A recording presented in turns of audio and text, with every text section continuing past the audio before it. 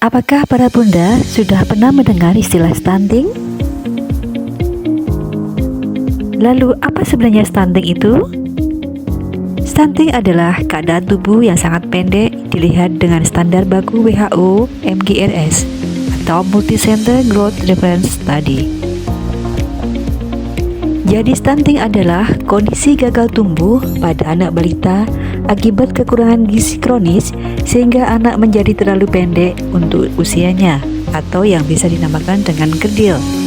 Dan stunting merupakan dampak dari kekurangan gizi secara kumulatif dan terus-menerus. Apa sebenarnya penyebab dari stunting? Penyebab stunting yang pertama adalah karena kurangnya pengetahuan ibu mengenai kesehatan dan gizi sebelum dan masa kehamilan. Yang kedua, kurangnya akses ke makanan bergizi. Hal ini dikarenakan makanan bergizi di Indonesia mahal. Yang ketiga, terbatasnya layanan kesehatan termasuk layanan ANC antenatal care, layanan kesehatan untuk ibu pada masa kehamilan, yaitu postnatal dan pembelajaran dini yang berkualitas. Dan yang terakhir adalah kurangnya akses air bersih dan sanitasi.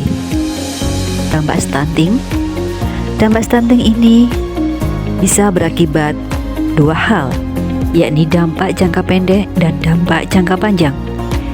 Dampak jangka pendek adalah stunting dapat menyebabkan terhambatnya tumbuh kembang anak, gangguan kognitif dan motorik, serta ukuran fisik tubuh yang tidak berkembang secara optimal sesuai umur.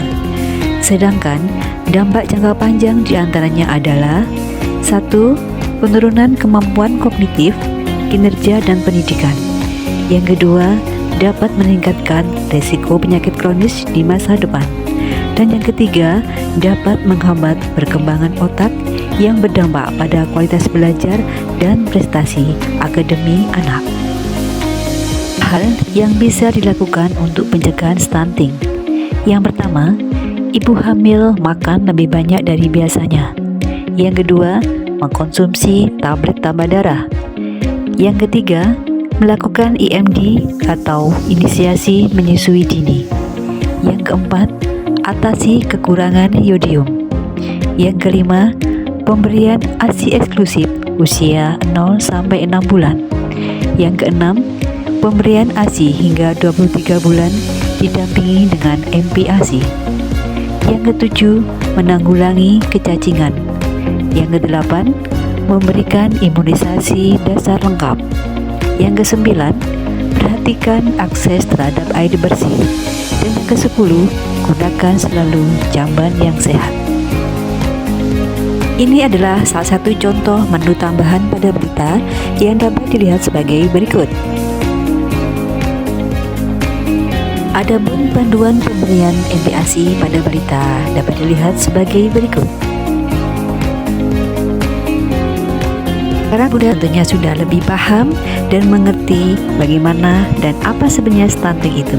Oleh karena itu, mari sekarang cegah stunting dan kenali penyebabnya.